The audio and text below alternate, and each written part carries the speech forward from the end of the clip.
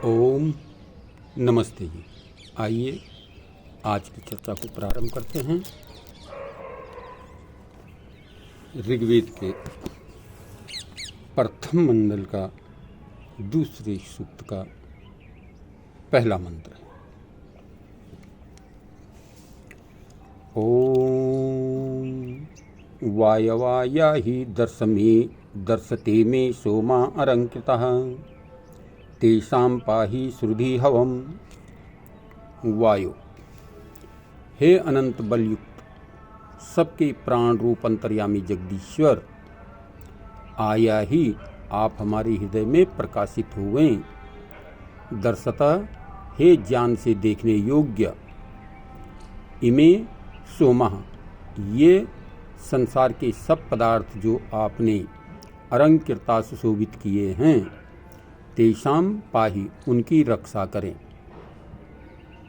हवम, हमारी स्तुति को श्रुधि सुनिए।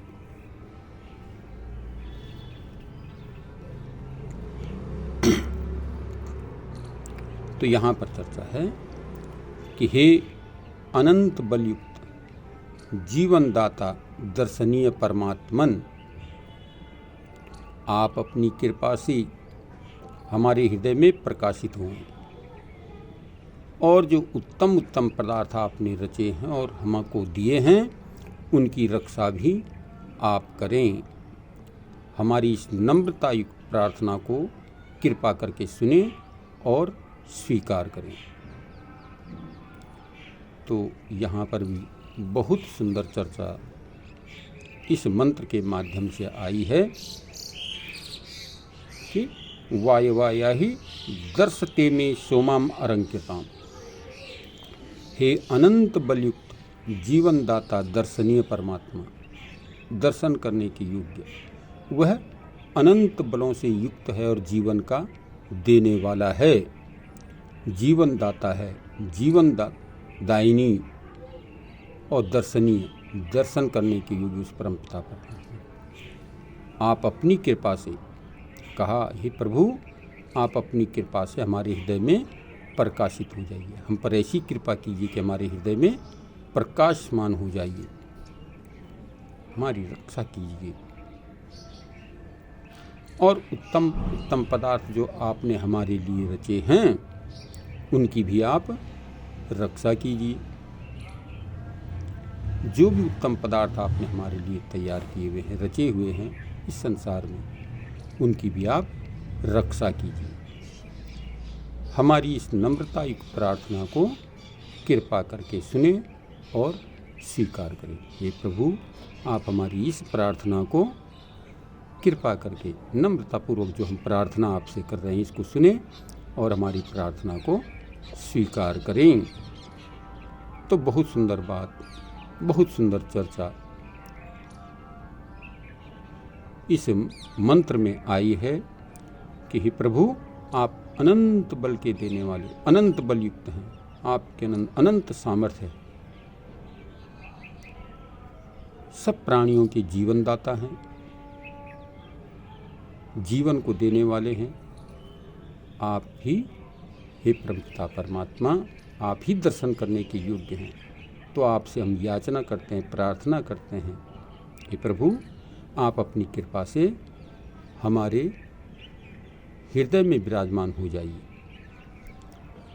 जिस दिन परमात्मा हमारे हृदय में विराजित हो जाएगा, उस दिन हमारे हृदय के सारे कपाट खुल जाएंगे और हम अपने जीवन को उन्नतमय बनाने के लिए दृढ़ संकल्पित हो जाएंगे। जिस दिन वो परमपिता परमात्मा हमारे हृदय में प्रकाशित हो जाएगा, उसका प्रकाश हमारी अंतरात्मा में जाग उठेगा, उस दिन हम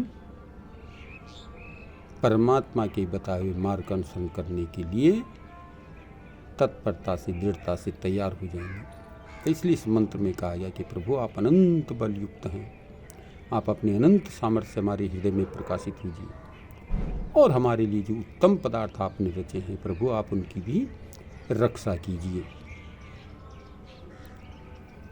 इसलिए हम बड़ी श्रद्धा, नम्रतापूर्वक, भक्ति युक्त चित्त होकर के आपकी प्रार्थना उपासना करते हैं प्रभु। आप हमारी भक्ति को सुनिए और उसे स्वीकार कीजिए।